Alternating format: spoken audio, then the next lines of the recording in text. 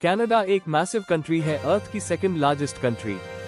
लेकिन यहाँ का क्रेजी पार्ट यह है कि 80% एरिया कंप्लीटली एम्प्टी है। वाई ऐसा?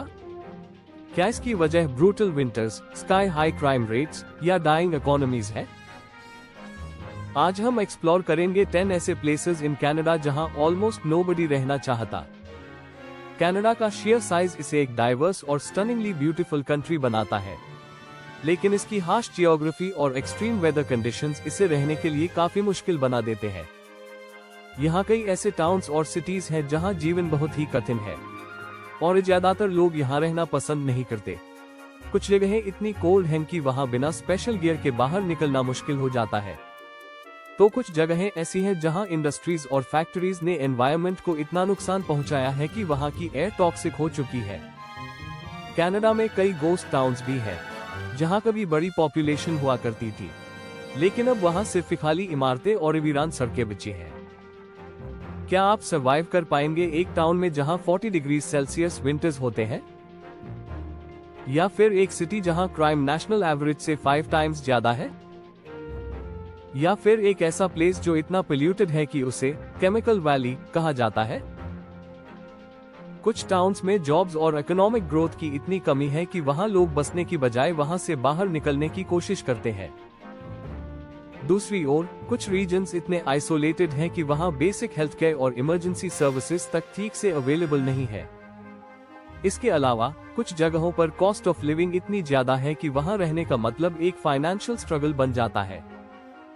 स्टिक अराउंड, क्योंकि हम अनकवर करेंगे कनाडा के मोस्ट अनलिवेबल प्लेसेस, यहाँ के extreme weather conditions, economic struggles और हाई क्राइम रेट्स ने इन टाउन्स और सिटीज को लोगों के लिए चैलेंजिंग प्लेसेस बना दिया है। इंफ्रास्ट्रक्चर इश्यूज, आइसोलेशन और एनवायरमेंटल प्रॉब्लम्स भी कई जगहों को ऑलमोस्ट डिजर्टेड बना देते हैं। जहां एक तरफ टोरंटो और वैंकूवर जैसी सिटीज ग्लोबल हब्स बन चुकी हैं, वहीं दूसरी तरफ कनाडा के कुछ हिस्से ऐसे भी हैं जहां लोग जाना तो दूर, वहां रहने की सोच भी नहीं सकते। और आप नंबर 1 प्लेस पर विश्वास नहीं करेंगे, कनाडा में ऐसी लोकेशंस भी हैं जहां रहना सिर्फ टफ नहीं बल्कि ऑलमोस्ट इम्पॉसिबल है। अगर आप सोच रहे हैं कि एक्सट्रीम कोल्ड, हाई क्राइम और डाइंग इकोनॉमी सिर्फ मूवीज में होते हैं, तो ये लिस्ट आपको सच का एहसास दिलाएगी। तो चलिए डीप डाइव करते हैं कनाडा के हार्शेस्ट, कोल्डेस्ट और मोस्ट डेंजरस प्लेसेस में और जानते हैं कि क्यों लोग यहां से दूर भागते हैं। थॉम्सन, मैनिटोबा एक रगड, एडवेंचरस प्लेस लगता है, लेकिन यहाँ रहना कोई आसान काम नहीं है। विंटर टेम्परेचर्स अक्सर 40 डिग्री सेल्सियस से नीचे गिर जाते हैं, जिससे बाहर निकलना और डेली लाइफ को मैनेज करना बहुत चैलेंजिंग हो जाता है। एक्सट्रीम कोल्ड की वजह से यहाँ फ्रॉस्ट बाइट और हाइपोथर्मिया जैसी हेल्थ रिस्क भी कॉमन है। लेकिन सिर्फ हार्श वेदर ही नहीं, बल्कि हाई क्राइम रेट भी इस टाउन को कनाडा के सबसे टफेस्ट प्लेसेस टू लिव में से एक बनाता है। थॉम्सन का क्राइम सेवेरिटी इंडेक्स CSI 366 है, जो इसे कनाडा के मोस्ट डेंजरस प्लेसेस में से एक बनाता है। यहाँ वायलेंट क्राइम, प्रॉपर्टी क्राइम और ड्रग रिलेटेड इंसिडेंट्स इतने कॉमन हैं कि ये शहर लगातार कनाडा की टॉप 5 मोस्ट वायलेंट सिटीज में काउंट होता है। आइसोलेशन और लिमिटेड पुलिस रिसोर्सेज की वजह से लॉ एनफोर्समेंट के लिए क्राइम को कंट्रोल करना काफी मुश्किल हो जाता है। कुछ नेबरहुड्स इतने अनसेफ हैं कि लोग रात में बाहर निकलने से बचते हैं। ब्रेक-इन्स, असॉल्ट्स और गैंग एक्टिविटीज यहाँ डेली बेसिस पर होते हैं, जिससे ये शहर रेजिडेंट्स और आउटसाइडर्स दोनों के लिए अनसेफ बन जाता है। इकोनॉमिक स्ट्रगल्स और लिमिटेड जॉब अपॉर्चुनिटीज ने यहाँ क्राइम रेट्स को और बढ़ा दिया है, क्योंकि कई लोग सर्वाइवल के लिए इल्लीगल एक्टिविटीज में शामिल हो जाते हैं। थॉम्सन अपने माइनिंग इंडस्ट्री के लिए जाना जाता था, लेकिन इकोनॉमिक डिक्लाइन के चलते अब यहाँ अनएम्प्लॉयमेंट बढ़ चुकी है। जॉब्स की कमी और हार्श लिविंग कंडीशंस की वजह से कई लोग यहाँ से रिलोकेट करना पसंद करते हैं। जो लोग यहाँ रहते हैं, उन्हें क्राइम और एक्सट्रीम वेदर दोनों से निपटना पड़ता है। अगर आप सोच रहे हैं कि कोल्ड वेदर और क्राइम एक साथ कितना खतरनाक कॉम्बिनेशन हो सकता है, तो थॉम्सन, मैनिटोबा इसका परफेक्ट एग्जाम्पल है। एक्सट्रीम आइसोलेशन, अनसेफ स्ट्रीट्स और अनप्रेडिक्टेबल वेदर कंडीशंस इसे कनाडा के मोस्ट अनलिवेबल प्लेसेस में से एक बनाते हैं। इकोनॉमिकली, थॉम्सन पहले एक बूमिंग निकल माइनिंग टाउन था, लेकिन अब इसकी हालत शेकी है। यह शहर कभी इकोनॉमिक प्रॉस्पेरिटी का सिंबल माना जाता था, लेकिन अब यहाँ की इंडस्ट्रीज डिक्लाइन कर रही है और जॉब मार्केट लगातार कमजोर होता जा रहा है। टाउन का सबसे बड़ा एम्प्लॉयर वेल निकल माइन कई सालों से जॉब्स कट कर रहा है। यह माइन कभी थाउजेंड्स ऑफ वर्कर्स को एम्प्लॉयमेंट देती थी, लेकिन ऑटोमेशन, कॉस्ट कटिंग और डिक्लाइनिंग डिमांड की वजह से अब यहाँ स्टेडी जॉब अपॉर्चुनिटीज कम होती जा रही है। जब माइनिंग इंडस्ट्री ने अपना पीक देखा था, तब टॉमसन एक प्रॉस्परस टाउन था, लेकिन अब इसका इकोनॉमी एक डाउनवर्ड स्पाइरल में फंस चुका है। अनएम्प्लॉयमेंट रेट यहाँ 10% के आसपास है और स्टेबल जॉब्स मिलना मुश्किल होता जा रहा है। माइनिंग सेक्टर श्रिंक होने के कारण यहाँ ऑल्टरनेटिव इंडस्ट्रीज भी ज्यादा डेवलप नहीं हो पाई, जिससे लोकल वर्कफोर्स के पास लिमिटेड करियर ऑप्शंस रह गए हैं। कई फैमिलीज इस फाइनेंशियल इंस्टेबिलिटी से परेशान होकर टॉमसन से बाहर रिलोकेट कर रही है, जिससे टाउन की ओवरऑल पॉपुलेशन भी डिक्लाइन हो रही है। जॉब लॉसेस की वजह से यहाँ पॉवर्टी बढ़ रही है और इससे क्राइम रेट भी बढ़ने लगा है। जब लोगों के पास स्टेबल इनकम नहीं होती, तो ड्रग ट्रेड, थेफ्ट्स और अदर इलीगल एक्टिविटीज ज्यादा बढ़ जाती है। यही कारण है कि टॉमसन आज सिर्फ एक्सट्रीम वेदर और आइसोलेशन की वजह से नहीं, बल्कि इकोनॉमिक इंस्टेबिलिटी और हाई क्राइम रेट की वजह से भी कनाडा के मोस्ट अनलिवेबल प्लेसेस में से एक बन चुका है। वेदर भी यहाँ की एक बड़ी प्रॉब्लम है। टॉमसन कनाडा के कोल्डेस्ट रीजन्स में आता है, जहाँ 6 मंथ्स तक विंटर रहता है और एनुअल स्नोफॉल 190 सेंटीमीटर्स तक होती है। यहाँ का एक्सट्रीम कोल्ड और long periods of darkness newcomers के लिए एडजस्ट करना बेहद टफ बना देते हैं। कोल्ड टेम्परेचर्स की वजह से डेली लाइफ, ट्रांसपोर्टेशन और आउटडोर एक्टिविटीज बहुत चैलेंजिंग हो जाती है। कई बार रोड्स और इंफ्रास्ट्रक्चर भी हार्श वेदर कंडीशंस की वजह से सीवियरली इम्पैक्ट होते हैं, जिससे रेजिडेंट्स को और भी मुश्किलों का सामना करना पड़ता है।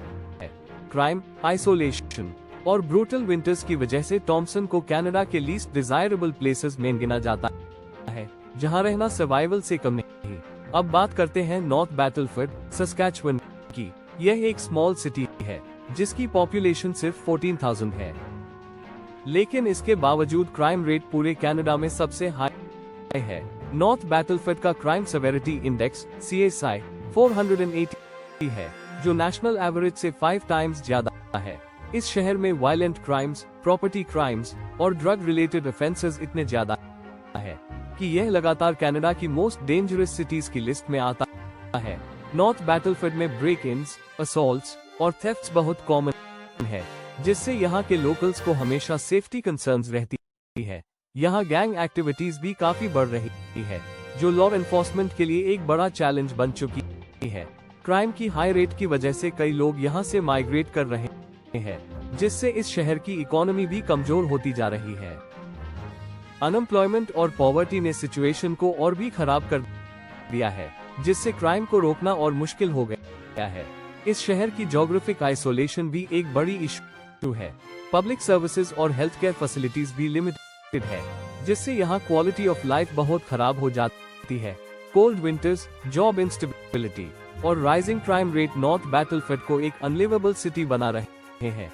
अगर आप कनाडा में सेफ और स्टेबल जगह की तलाश कर रहे हैं, तो ये शहर आपकी लिस्ट में सबसे लास्ट में होना चाहिए। वायलेंट क्राइम रेट यहाँ टोरंटो और वैंकूवर जैसे बड़े सिटीज से भी ज्यादा हाई है। असॉल्ट्स, रॉबरीज और ब्रेक-इन्स यहाँ कॉमन है, जिससे रेजिडेंट्स अक्सर अनसेफ फील करते हैं। कई लोकल्स को रात में बाहर निकलने में डर लगता है और बिजनेसेस भी सिक्योरिटी कंसर्न्स को लेकर परेशान रहते हैं। पुलिस भी मानती है कि यहाँ क्राइम कंट्रोल करना एक बड़ा चैलेंज है, क्योंकि लिमिटेड रिसोर्सेज और हाई क्राइम वॉल्यूम की वजह से लॉ एनफोर्समेंट के लिए हालात मैनेज करना मुश्किल हो गया है। 2023 में ही यहाँ 2500 से ज्यादा क्रिमिनल केसेस रिपोर्ट हुए, जिसमें violent assaults, gang related crimes और प्रॉपर्टी थेफ्ट शामिल थे। ये फिगर्स नॉर्थ बैटलफोर्ड को कनाडा के मोस्ट डेंजरस प्लेसेस में से एक बनाते हैं। हाई क्राइम रेट की वजह से यहाँ की रियल एस्टेट मार्केट भी सफर कर रही है, क्योंकि लोग यहाँ इन्वेस्ट करने या सेटल होने में इंटरेस्ट नहीं रखते। इकोनॉमिकली नॉर्थ बैटलफोर्ड स्ट्रगल कर रहा है। कभी ये सिटी एग्रीकल्चर और ऑयल इंडस्ट्रीज पर निर्भर था, लेकिन इन इंडस्ट्रीज का डिक्लाइन होने से यहाँ जॉब मार्केट कमजोर होता जा रहा है। अनएम्प्लॉयमेंट रेट 9% के आसपास है और स्टेबल जॉब्स मिलना मुश्किल हो गया है। यहाँ के कई यंग प्रोफेशनल्स बेहतर करियर अपॉर्चुनिटीज के लिए सास्केटून या रेजिना मूव कर जाते हैं, जिससे यहाँ की पॉपुलेशन डिक्लाइन हो रही है और इकोनॉमी और ज्यादा सफर कर रही है।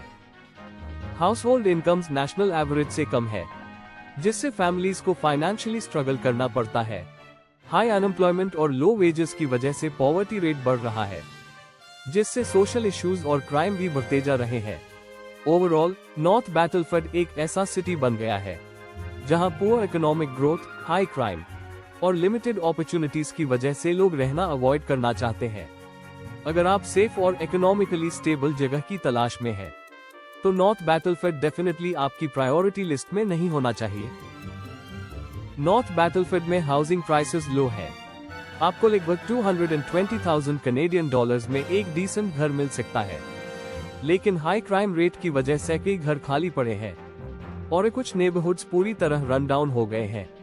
यहाँ वेकेंट प्रॉपर्टीज और अबैंडन बिल्डिंग्स बढ़ते जा रहे हैं, जिससे शहर का ओवरऑल इंफ्रास्ट्रक्चर भी डिक्लाइन कर रहा है। रियल एस्टेट मार्केट में ज्यादा डिमांड नहीं है, क्योंकि लोग यहाँ सेटल होने के बजाय सास्केटून या अन्य सुरक्षित शहरों में जाना प्रेफर करते हैं। बिजनेसेस भी स्ट्रगल कर रहे हैं, क्योंकि क्राइम और इकोनॉमिक इंस्टेबिलिटी की वजह से कई लोकल शॉप्स और कंपनीज बंद हो रही हैं। कई कमर्शियल एरियाज कभी बसलिंग हुआ करते थे, लेकिन अब वहां शटेड स्टोरफ्रंट्स और बंद पड़ी दुकानों का नजारा आम हो गया है। जो बिजनेसेस बचे हैं, उन्हें सिक्योरिटी कंसर्न्स और लो कस्टमर फुटफॉल से जूझना पड़ रहा है।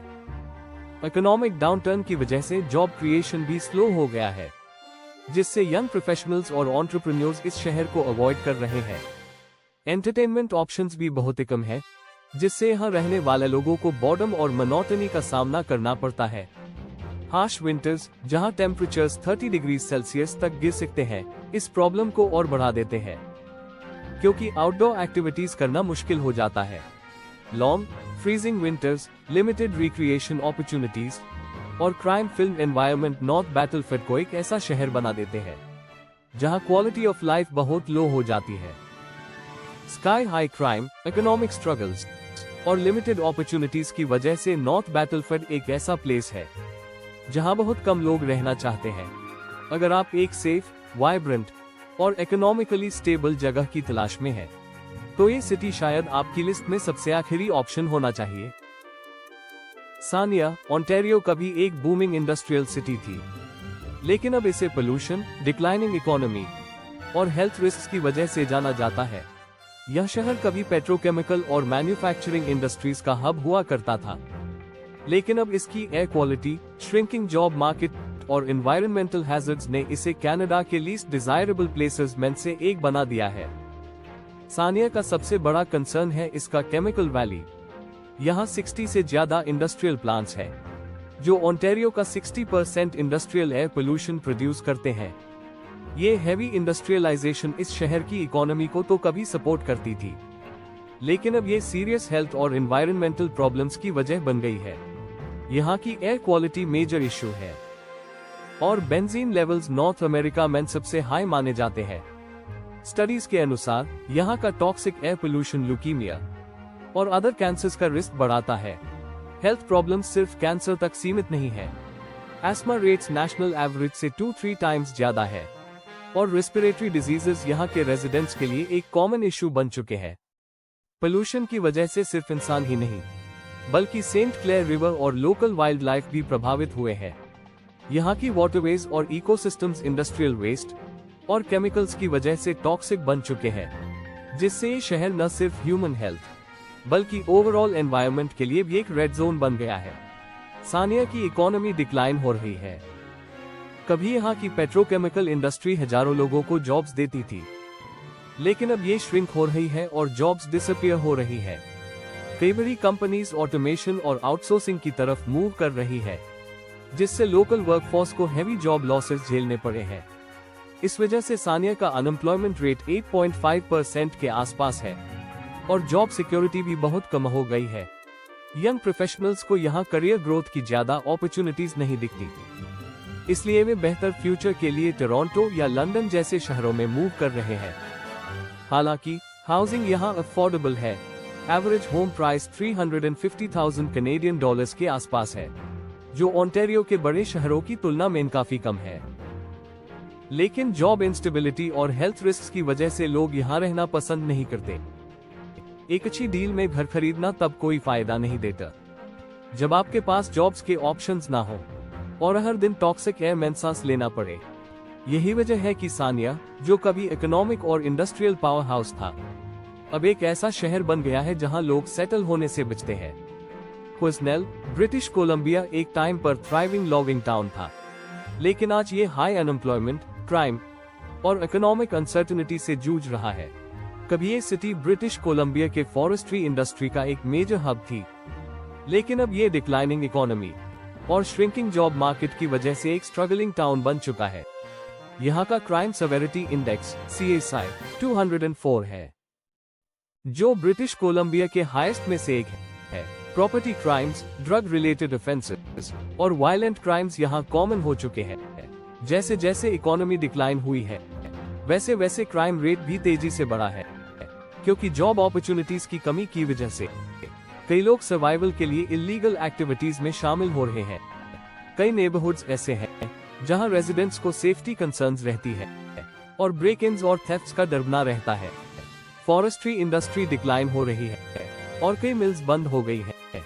एक टाइम पर क्विज़नेल की इकोनॉमी पूरी तरह से लंबर प्रोडक्शन और लॉगिंग ऑपरेशंस पर निर्भर थी, लेकिन चेंजिंग मार्केट कंडीशंस और गवर्नमेंट रिस्ट्रिक्शंस की वजह से ये इंडस्ट्री अब सस्टेन नहीं कर पा रही है। कई सॉमिल्स और पल्प मिल्स परमानेंटली बंद हो गई है, जिससे लोकल वर्कफोर्स पर बहुत बड़ा इम्पैक्ट पड़ा है। जॉब लॉसेस की वजह से कई फैमिलीज यहाँ से माइग्रेट कर चुकी है और जो लोग बचे हैं उन्हें स्टेबल एम्प्लॉयमेंट के लिए स्ट्रगल करना पड़ रहा है। अनएम्प्लॉयमेंट रेट 9% के आसपास है और सीजनल वर्क ही मेन जॉब ऑप्शन बचा है। एग्रीकल्चर और टूरिज्म जैसी इंडस्ट्रीज यहाँ सस्टेन नहीं कर पाई है, जिससे रेजिडेंट्स के पास बहुत लिमिटेड करियर अपॉर्चुनिटीज बची है। कई लोग नियर बाय सिटीज जैसे प्रिंस जॉर्ज में जॉब्स की तलाश में मूव कर रहे हैं। यहाँ बिजनेसेस भी सफर कर रहे हैं, क्योंकि डिक्लाइनिंग पॉपुलेशन और लो स्पेंडिंग पावर की वजह से लोकल इकोनॉमी और कमजोर होती जा रही है। विंटर्स यहाँ हार्श होते हैं और टेम्परेचर्स 30 डिग्री सेल्सियस से नीचे गिर सकते हैं। एक्सट्रीम कोल्ड और हेवी स्नोफॉल की वजह से यहाँ रहना बहुत चैलेंजिंग हो सकता है।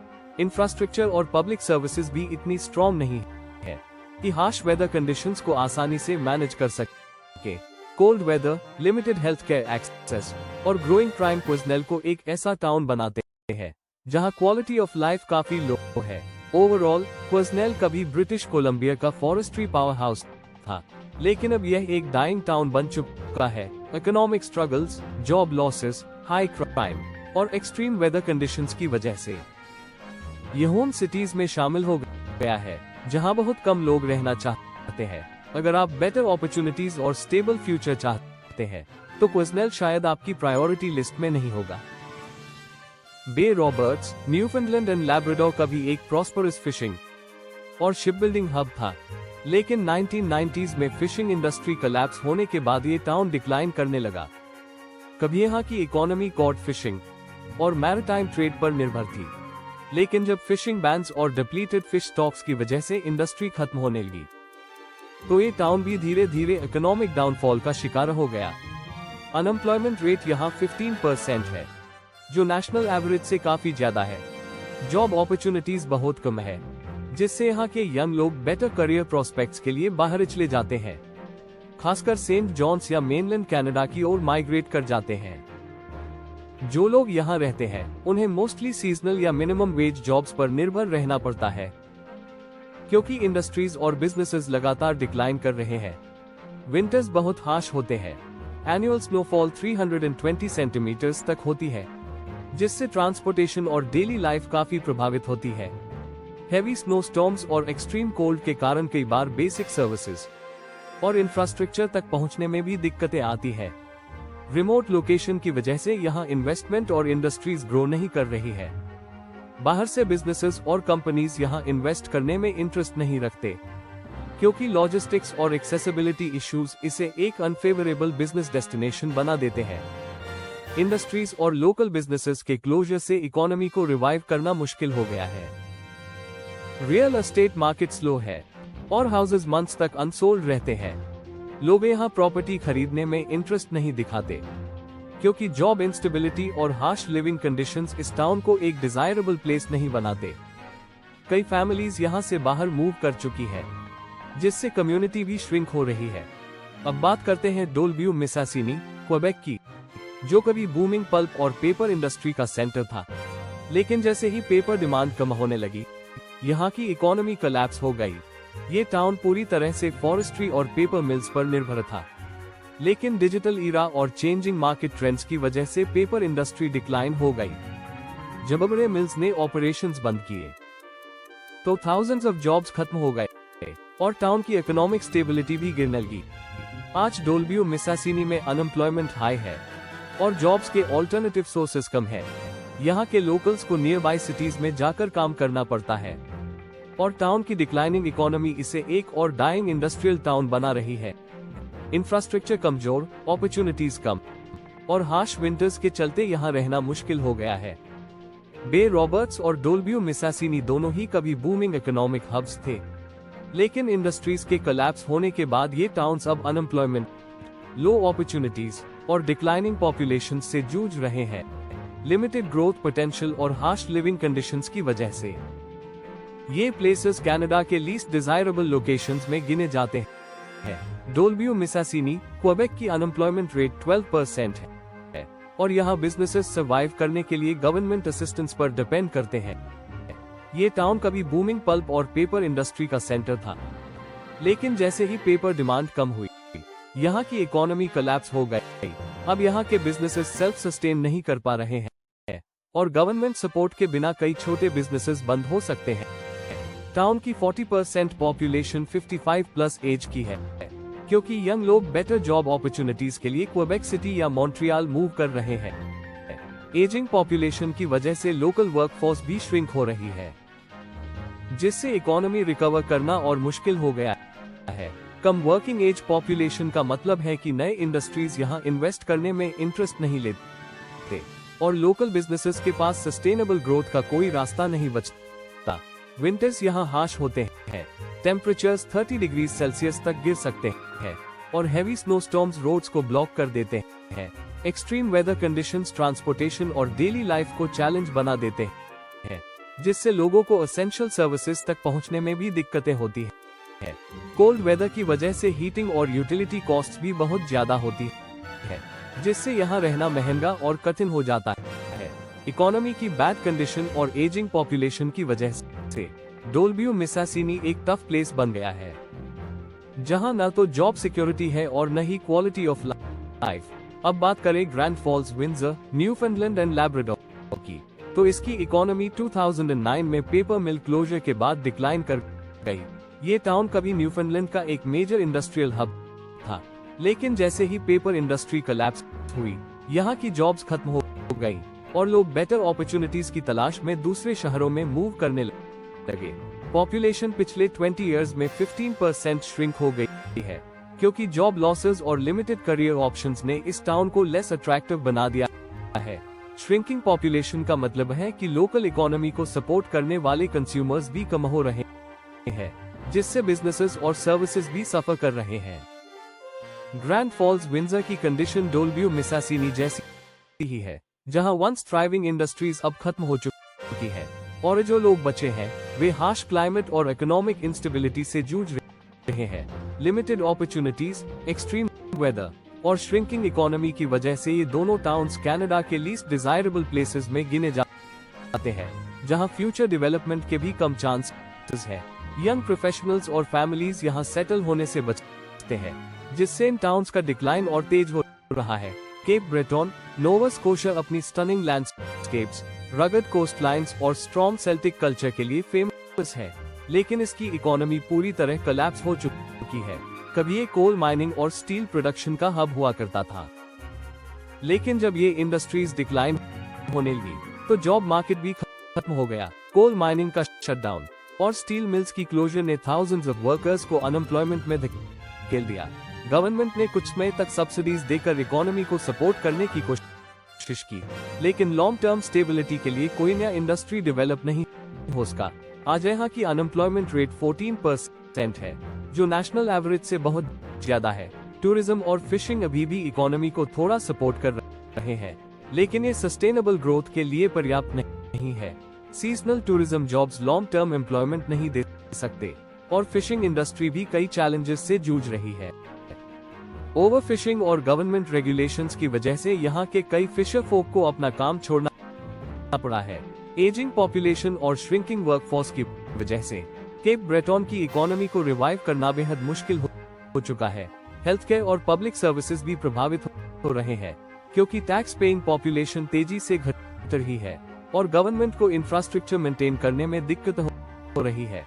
अब बात करें ट्रूरो, नोवा स्कोशिया की, जिसे हब ऑफ नोवा स्कोशिया कहा जाता है, लेकिन ये टाउन अब डिक्लाइनिंग इकोनॉमी, राइजिंग क्राइम और फ्लडिंग इश्यूज से जूझ रहा है। कभी यह एक मेजर रेलवे और मैन्युफैक्चरिंग सेंटर हुआ करता था, लेकिन जैसे जैसे इंडस्ट्रीज डिक्लाइन हुई, यहाँ की इकोनॉमी भी स्ट्रगल करने लगी। मैन्युफैक्चरिंग और रेलवे सेक्टर्स का श्रिंक होना यहाँ की जॉब मार्केट के लिए बहुत बड़ा झटका था। ट्रूरो का क्राइम सेवेरिटी इंडेक्स CSI 88 है, जो हैलिफैक्स जैसे बड़े शहर से भी ज्यादा है। ड्रग रिलेटेड क्राइम, ब्रेक-इन्स और थेफ्ट्स बहुत कॉमन है, और लॉ एनफोर्समेंट को बढ़ते हुए क्रिमिनल एक्टिविटीज को कंट्रोल करने में दिक्कत हो रही है। जॉब इनसिक्योरिटी और लो वेजेस ने सोशल इश्यूज को और बढ़ा दिया है, जिससे पेटी क्राइम्स और सब्सटेंस अब्यूज की प्रॉब्लम्स बढ़ रही है। फ्लडिंग इश्यूज भी एक बड़ी समस्या है। ट्रूरो की जियोग्राफिकल लोकेशन इसे बार बार हैवी रेनफॉल्स और रिवर फ्लडिंग के खतरे में डालती है, जिससे प्रॉपर्टीज और इंफ्रास्ट्रक्चर को नुकसान होता है। कई बार रोड्स, ब्रिजेस और ड्रेनेज सिस्टम्स इतनी डैमेज हो जाते हैं कि रिपेयरिंग कॉस्ट्स पूरी इकोनॉमी पर बर्डन बन जाती है। New Glasgow, Nova Scotia consistently Canada के वर्स्ट प्लेसेस टू लिव में काउंट होता है। अनएम्प्लॉयमेंट रेट 13% है, और यहाँ की इकोनॉमी पूरी तरह स्ट्रगलिंग कर रही है। मैन्युफैक्चरिंग और हेवी इंडस्ट्री डिक्लाइन हो चुकी है, और नए जॉब अपॉर्चुनिटीज बहुत कम है। इस टाउन में यंग प्रोफेशनल्स के लिए कोई फ्यूचर नहीं दिखता, इसलिए स्किल्ड वर्कफोर्स हैलिफैक्स या अन्य बड़े शहरों में मूव कर रहा है। न्यू ग्लासगो अटलांटिक कनाडा के सबसे हाई क्राइम रेट्स में से एक के लिए बदनाम है, जहां क्राइम सेवेरिटी इंडेक्स CSI 102 है।